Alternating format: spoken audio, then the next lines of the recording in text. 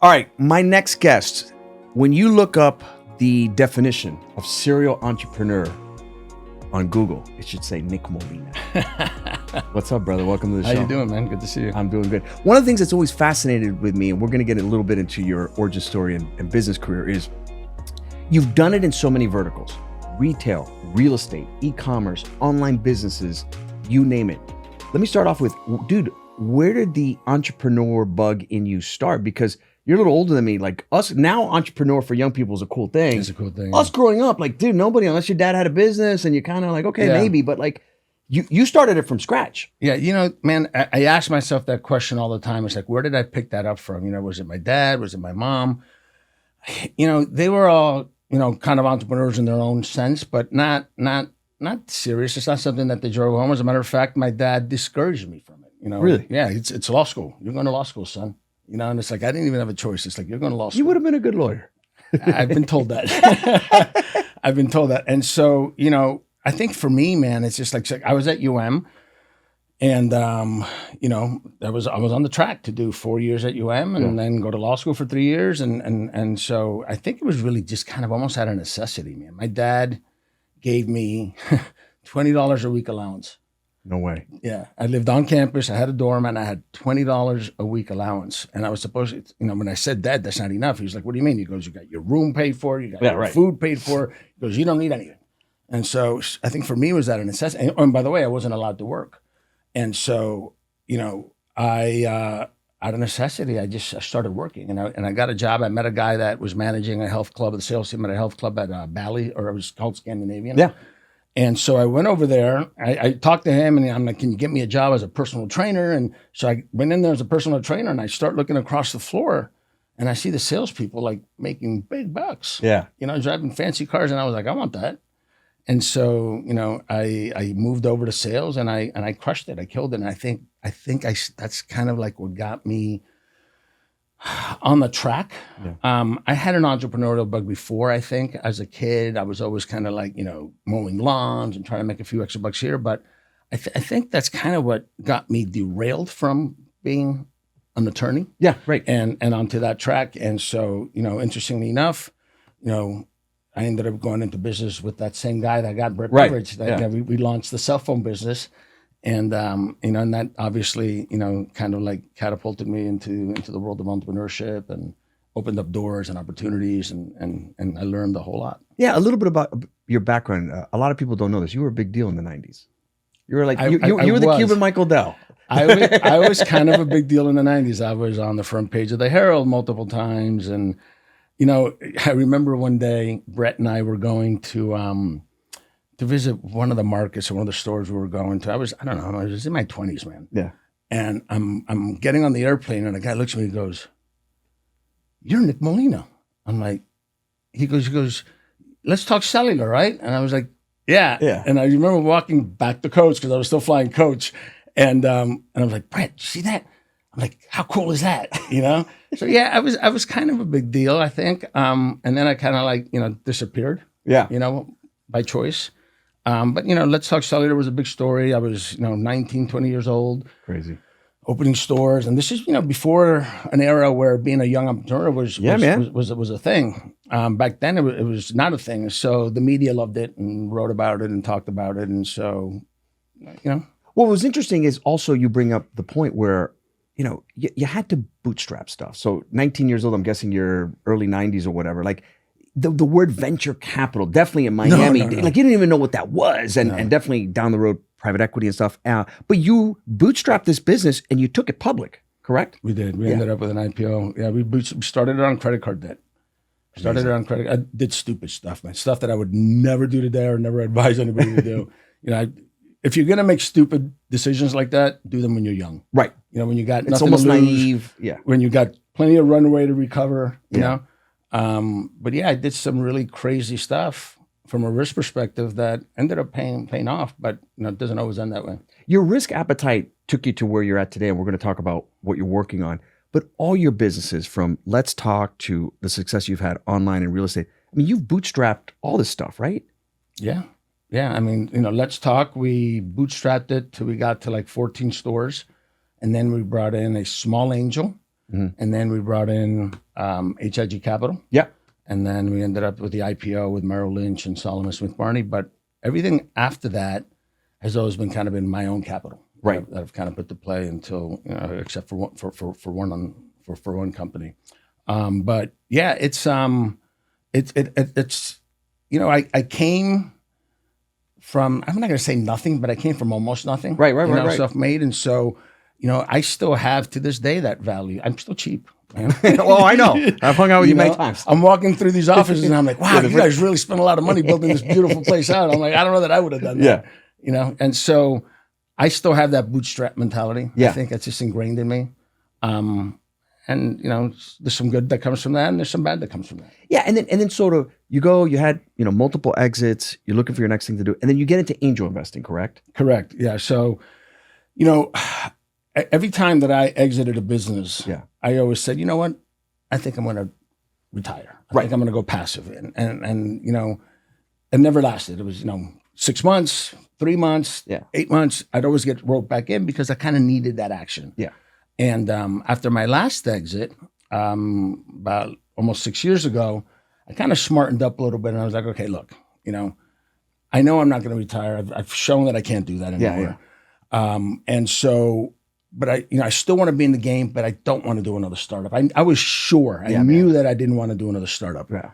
Startups come at a great sacrifice of time, of things you enjoy doing, family. Yeah. And, sleepless nights. And so, but I still wanted to be kind of in the startup game. So I started doing some angel investing, and I took some, early positions in early stage companies and did really well with it. I started doing really good. I started doing it. It wasn't just capital. It was mentoring, getting behind young, successful, smart entrepreneurs, and supporting them and mentoring them. And so that started working out really well. And I wanted to do a little bit more of that, right? But those deals are hard to come by, the good ones, and they're super risky, man. Right? They are risky. They are risky. So you got to pick them right. They worked out for me, most of them, not all of them, but most of them did. And that's kind of the game, right? You don't need them all the way. You just need a couple. But then I started looking at businesses, and I don't know how I came across it, reading books or podcasts, but I started looking at this, ETA space, which is entrepreneurship through acquisitions. And it's buying these small and medium-sized businesses. And so in my career, I've exited 6 different businesses. And as part of the cell phone business, we rolled up a lot of operators. And so we did a lot of acquisitions on the buy side. And, the multiples were double-digit multiples, 10, 12, 15, 16 times EBITDA. Yeah. And so I started looking at these small, medium-sized businesses. And, they're not sexy businesses. No, right. But they make money. Yeah.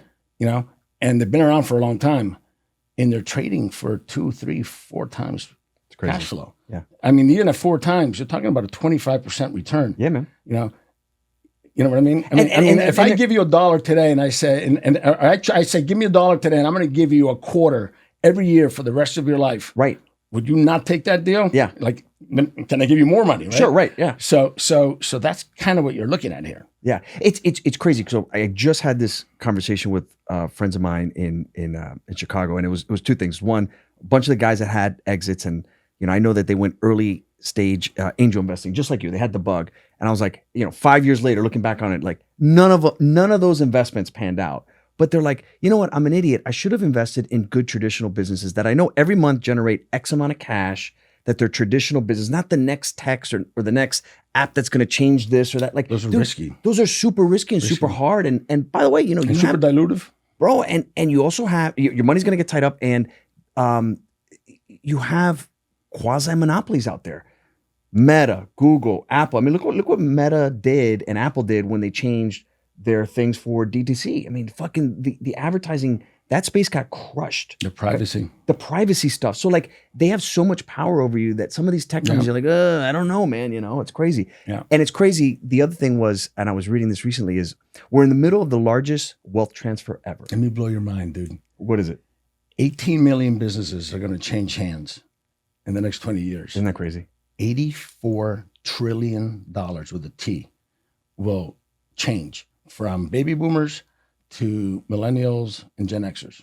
I'm a Gen Xer.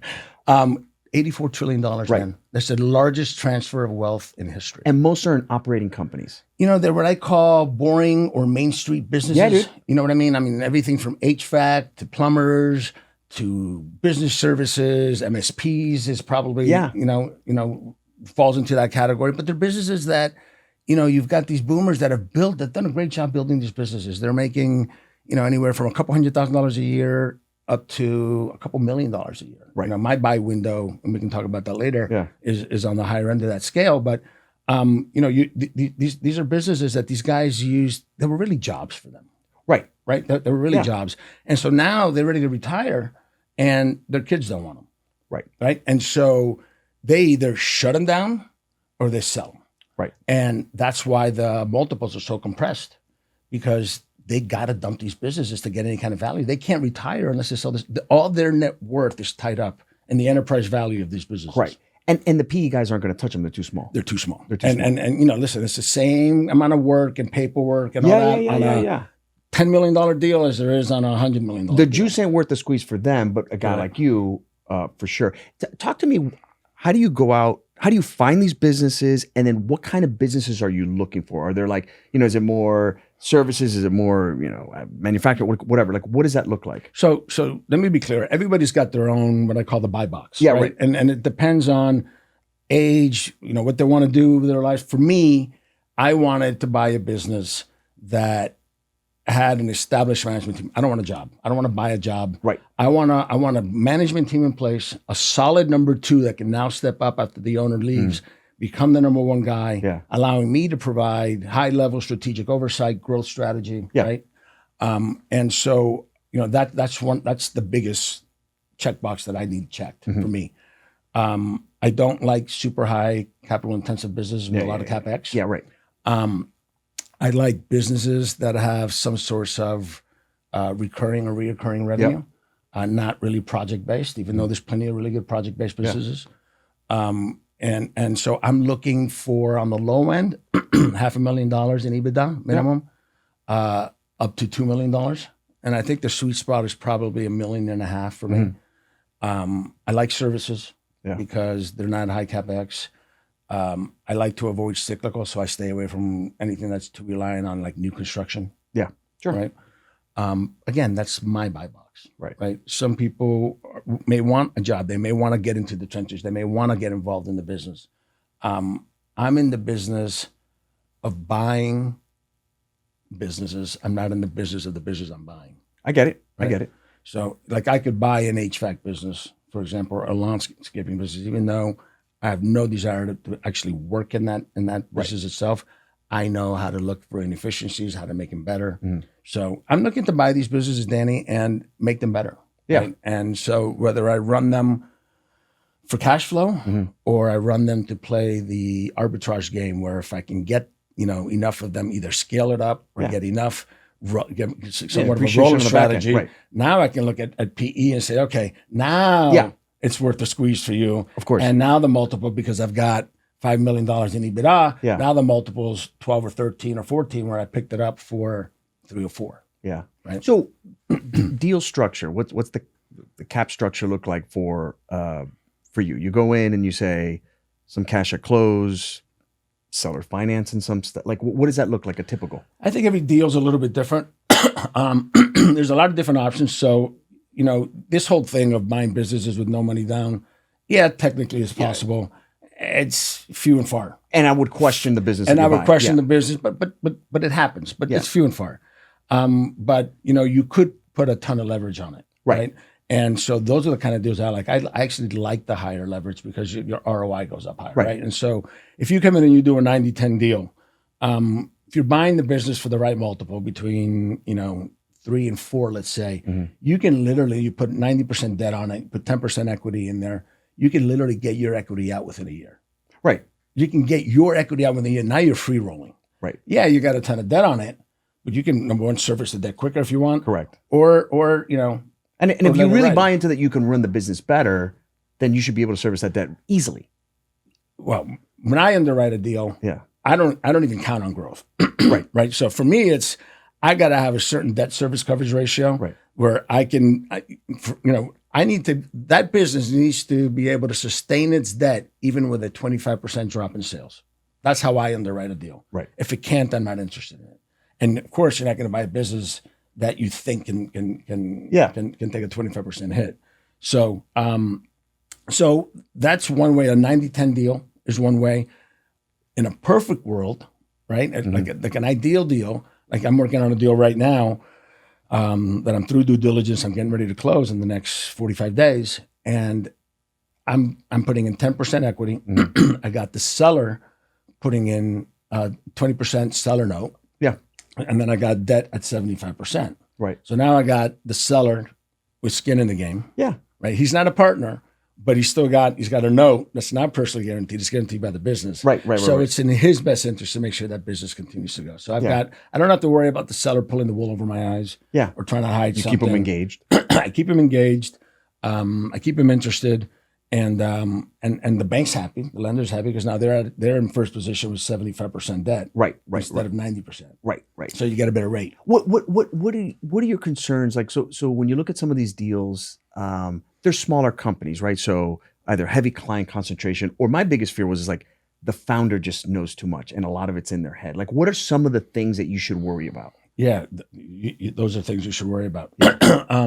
This particular deal that I'm working on right now, my two big concerns there are, it's a property management business in the Midwest. It's about as much as I can tell you.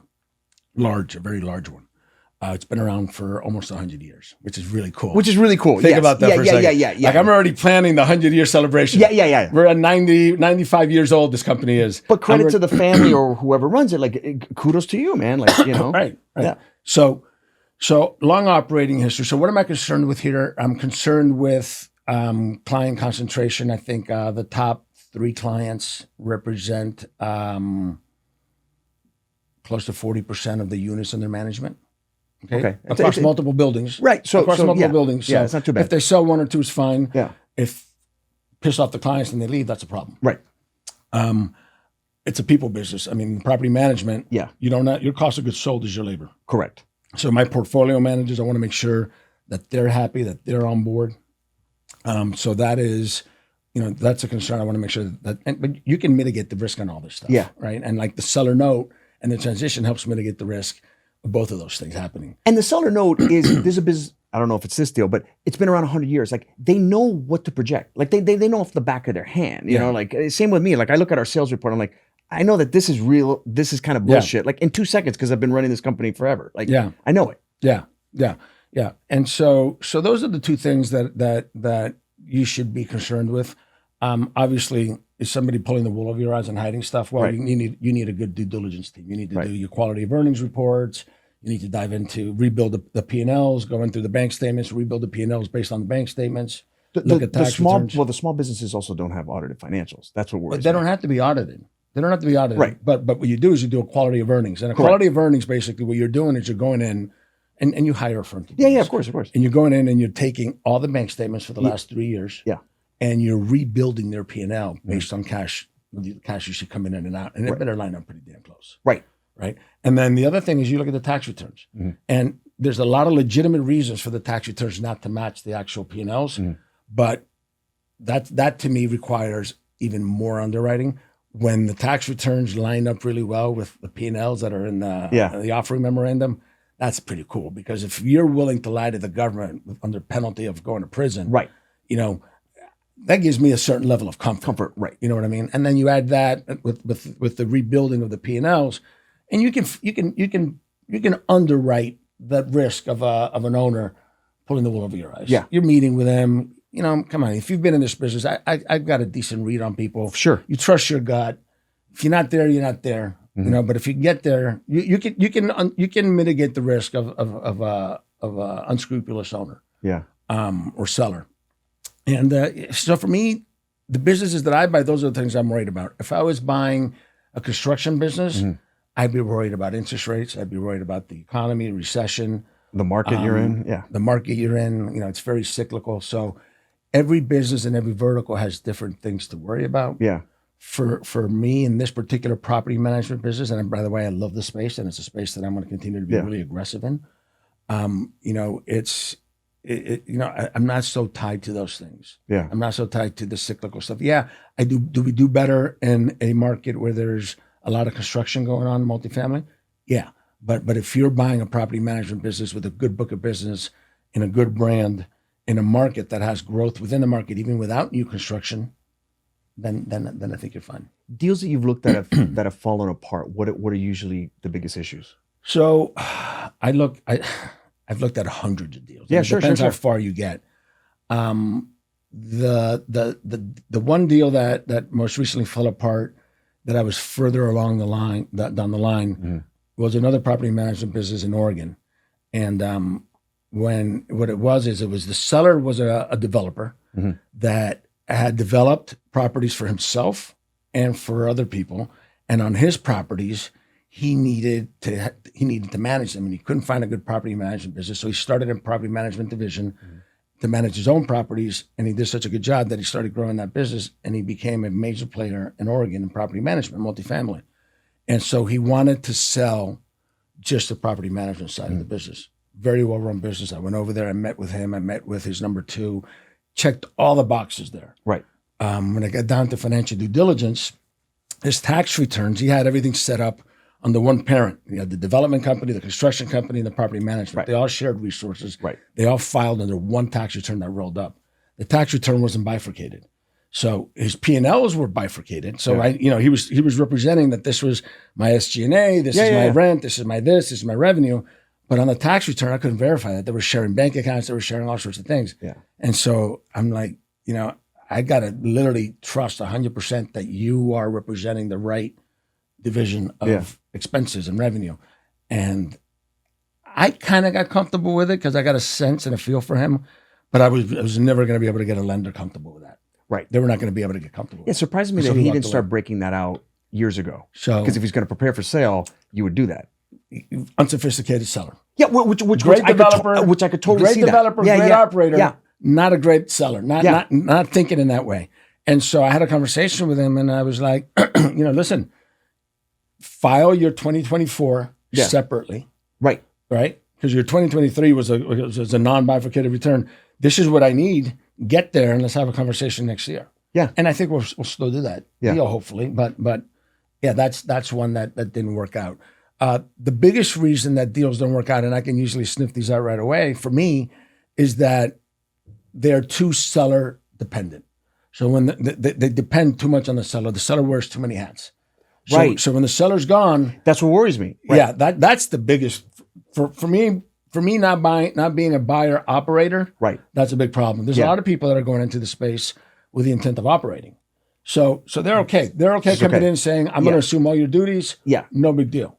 But I don't want to buy a business. For me, the biggest reason they fall apart is because they're too seller dependent. They don't have a strong enough team in place that can continue to run the day to day in the absence of seller. And they have all the relationships and all that stuff. And you're like, the second you walk out the door, this thing falls apart. Yeah, client concentration is another one that makes deals fall apart. Client concentration for sure. Lack of really good financial reporting scares the shit out of me. 100%. I won't do that deal. And it doesn't mean that there's anything nefarious going on there. It just means that, it's not the kind of business I want to buy. I want to buy a business whose financial records are. So for those of you out there that want to sell businesses. Yeah, clean up your books. Yeah. Make sure your books are tight. Clean. It's important. It's important to have good accounts, to have good financial reporting. Yeah. Absolutely. It's funny because you are seeing some people who, or I've seen, I saw it in Chicago. These guys called on me when I had the other business, which was a bunch of rich guys. They raise a fund, let's call it $50 million, and then they get like, I'll call it seasoned MBAs, meaning guys, they went on the corporate world for a couple of years. They got MBAs at the top schools, and they want to buy them and be the operator. So they'll go, we'll buy the HVAC that does $10 million. But we're going to be the operator. So we're going to put this smart, whatever MBA in there. He's going to sit with the owner for a year and then take over. Yep. Interesting play. I spoke to a few of those guys. I never got comfortable with the MBAs who were talking to me. I was like, this guy's a kind of a chump. It's called sponsored search. And what these guys do is, so there's these funds that are being created called search funds. Right. And they're a bunch of former PE guys. Yeah. That are raising. They're good at raising money. Yeah. So they raise this money, and they raise $50, $100 million, whatever that number is, and then they go out and they find other kids right out of school sometimes, or with minimal PE experience or minimal finance experience, 100%, yeah. and they sponsor them to search. And so what they'll do is they'll pay them $80,000 a year, $100,000 a year, and your job is to go out and find the deal for you, right? For you, right? And so they go out and they create their buy thesis and their buy box, and they go out and they start looking for deals. And sometimes, listen, it takes a year to 2 years for a lot of people to find a deal. Yeah, to find the right deal, right? And so they got these guys that don't know how to operate a business, never have no operating history. Correct. But they're really smart. Yes. And they get the financials and they get that. Yeah. And so there's this, debate about, is that the right guy to buy a business or not, right? Right.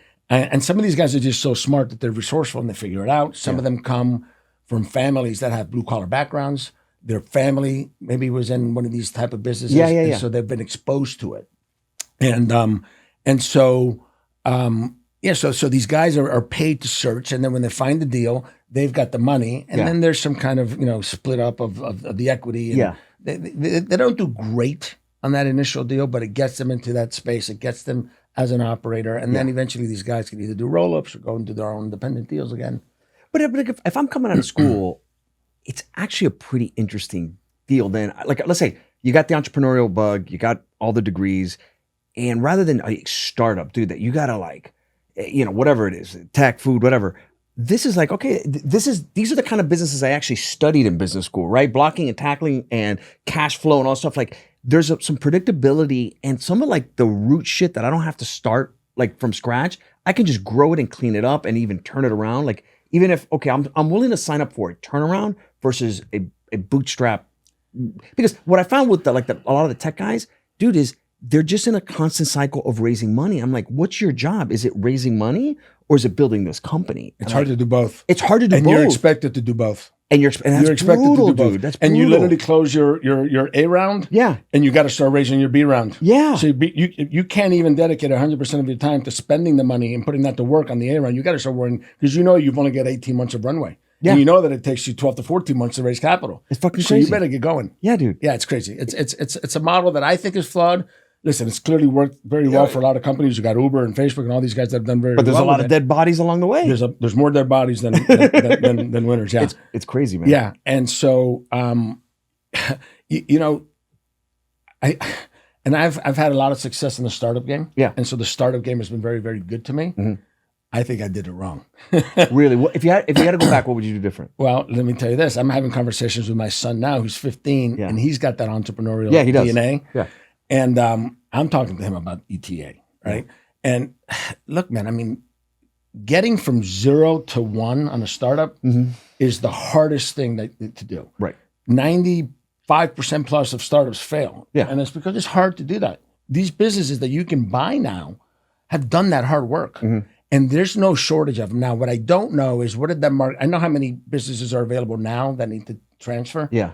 I don't know what that space looked like, 30 years ago, 35 years ago when I was starting. Right. Yeah, right? Yeah. And I don't know what opportunity was there, but the idea of buying a business that's already done the hard work.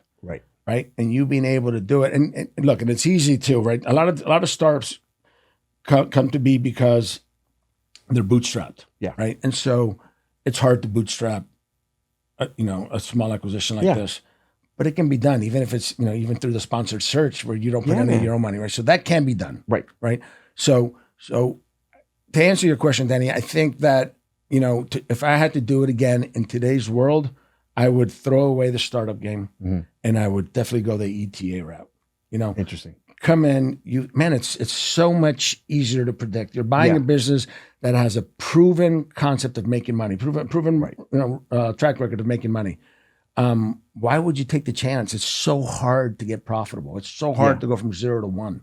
To get a client. Yeah, it's to get customers. To build a management team. You're buying a business with culture, with clients, with employees. Yeah. They've hired and fired all the wrong people. Right. They've already done that. They've landed with the right team. Yeah. You've got banking relationships, you've got vendor relationships, all these things that you no longer have to build. Contracts, you can build on everything. Yeah, man. It's amazing. It's amazing. A revenue stream. Yeah. I mean, this is definitely the way to go. Very interesting. Definitely the way to go. It's funny that we were talking about the PE market. So I got we were talking about the PE market. So I got it here. So in 1980, there were 24 PE funds. In 2015, that number increased to 6,600. How many do you think there are today? How many 6,600 when? In 2015. So not that long ago. Oh, everybody's in private equity. And what you call private equity is up in the air. You know, what I'm doing, you can be considered private equity. Right. I would say, you said 20,000? 17,000. That number blew my mind. That's a lot. That's a lot, man. That is a lot. And they're probably searching for the same deal. So it's like, it makes you wonder, bit of a bubble, which ones are good and which ones are not. Because I've spoken to a ton, and like some of the middle market guys, I'm like, dude, this guy, you know, I don't know if they know what they're talking about.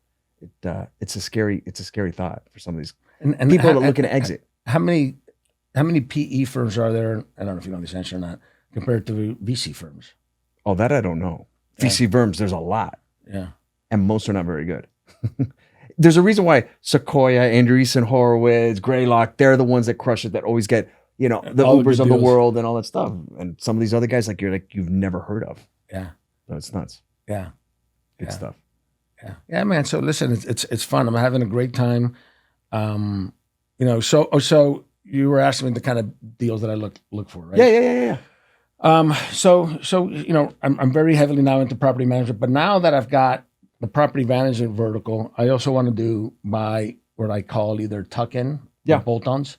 So, you know, this property management business spends a ton of money on landscaping, on maintenance, insurance. These are all complementary businesses that if you find the right business at the right multiple, you roll it buy and add it into your holdco. Yeah. So you know, I'm looking for deals that are going to complement, you know, my portfolio of companies. You know, we talked about the different check boxes, and yeah, man, it's kind of where the sandbox that I'm playing in. Yeah. But there's a lot of people that are playing in different sandboxes, and so there's deals out there. You just got to find them. How do you source deals? So it's a good question. There's a lot of, so there's proprietary search, which is where you're going out and like through networks, like, you know that I'm in this business now, and you've got a client that, you know, is looking to sell. Yeah. And so you make that connection. That's what I call proprietary search. I don't like that because you've got a seller that hasn't been prepped, groomed. Yeah. There's no book put together. Probably thinks he's worth more than he really is. Right. So that's one way. That's proprietary search. I don't really use that.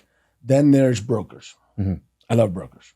Why? Because they do all the homework. Well, the broker's got the seller. It's like a real estate broker. They don't make the money until they close the deal. Well, it's not even that. When a broker takes on a listing in real estate, they've put a value on the house. Yeah. They know that the seller's ready to sell. Correct. He's really prepared to sell. Good point. Right. He understands the hair. Everything's fully disclosed. And so on the business broker side, it's just kind of the same thing. They've had valuation talks. They've agreed to sell for that price. The broker's not going to waste his time unless he knows the seller's really ready to sell. If the seller is signing a listing agreement, they're ready to sell. They've made that commitment. You don't have to talk them into selling. They're not going to get cold feet at the closing table. Right.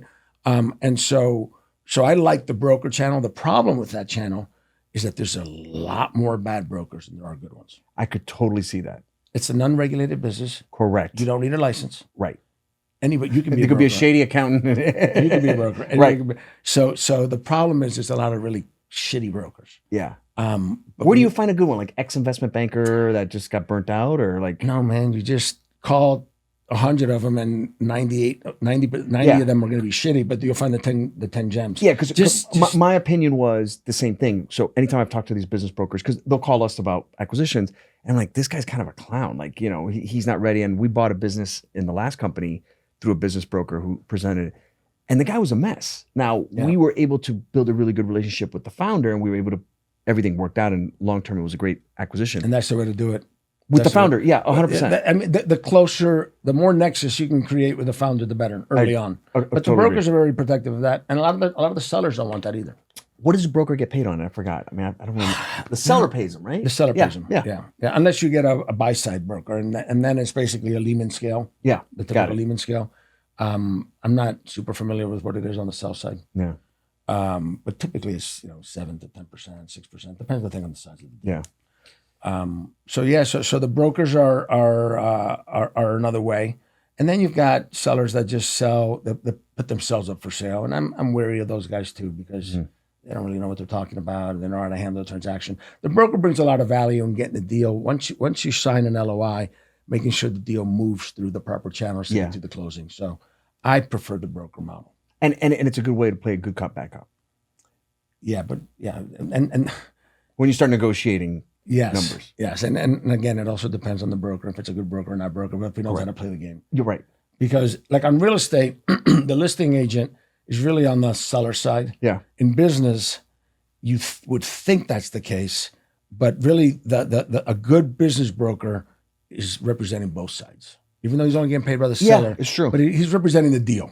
He's representing the deal. Representing the deal, which means you got to take care of both sides. Yeah. And so, yeah, the business broker is my preferred way of going about it. And there's different ways, to find them. We got the internet today, and so there's plenty of broker sites online. There's sites. There's bizbuysell.com. I've seen that. Yeah, I've been on there. Which there's a lot of crap on there. I kind of compare it to like TJ Maxx. You got to go through a lot of shit to find that one gem. But BizBuySell is a good source if you scour it and you're able to identify quickly the crap. You're going to read a lot of SIMs, which is the memorandum. You're going to read a lot of SIMs that are garbage to find the one gem in there, but they're there. They're there, and you'll meet brokers through there, and you can introduce yourself to the broker community, make sure they understand who you are, make sure that they understand that you're serious, that you have the ability to close, and they'll bring you deals. They'll come to you, and before you know it, you'll have a nice funnel of deals coming to you from brokers. Hey, Nick, I got this one. Hey, Nick, I got this one. This seems to fit your buy box. And so, it takes time to build that that deal funnel, but it's definitely doable. It's definitely possible to do it. All right, since we're talking about buying and sell, I have a game. Oh boy. I give you a word and you say buy or sell. You ready? All right, let's do it. Pull it up here. I got a few in here especially for you. You ready? Okay. All right. Buy or sell AI. Buy. Miami Dolphins season. I've been buying for so many years. Double down on that one? I've been buying for so many years, man. I'm going to buy. Okay. A vegan diet. No, sell. Elon Musk. Buy. Bye. The movie Gladiator Part 2. Sell. 3D printing. Who's playing? Hold on. Who's playing? It's not Russell Crowe. No, Pedro Pascal, couple other guys. It's not Russell Crowe. No, he's too big. Definitely. So, yeah, he's 60-something years old. 3D printing. No, I'm going to sell that. They're going to sell that? Okay. Yeah. Female James Bond. No, sell. Autonomous. That's not going to be a popular answer. It won't be a popular movie. That too quickly. Autonomous cars. Oh man, I'm gonna my history. My gut says sell because I don't see myself ever trusting them. Right. I don't even trust a rear view camera. I still look back. I do too. Yeah. But I think it's a buy. I think it'll get there. I think if I'm buying Elon Musk, I got to buy the. You got to buy absolutely. He's got Robotaxi coming up. All right, Aaron Boone as the New York Yankees manager. Buy. Okay. All right. Pickleball. So. Bitcoin. Buy. South Beach nightlife. A lot of people don't know this, but Nick was the king of South Beach for a while. Back in the day. It's a definite sell right now. It's a definite sell right now. NFTs. Sell. Is that still a thing, NFTs? America. Buy America. Yeah, hell yeah. America. One last one. Leg day. Always buy it. Always buy Never it. skip it. Can't skip it. All right, Nick, this was fun. Where can people find out about you if they want to sell a business? Go to nickmolina.com. Okay. Go to nickmolina.com. You can find me on LinkedIn as well. Either one of those. And my email is nick@nickmolina.com. Let's have you come back once you've closed a couple of these deals and just get feedback on your experience, do's and don'ts, and whatnot. Yeah, man. All right, my man. Looking forward to it. Take care. Thanks.